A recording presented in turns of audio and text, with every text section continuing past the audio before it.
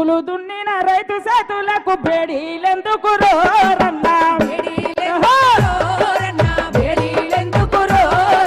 మొక్కలు నాటిన కూలీల జైల్లో పెట్టిండ్రోరన్నా ఇక్కడ గద్దరి మామయ్య ఈ పాట అంటే అక్కడ నాన్న యంత్రమెట్లా నడుస్తూ ఉందంటే ఓరన్నోలమ్మి rail lorry car bus mill మిసరా మోటార్ సైకిల్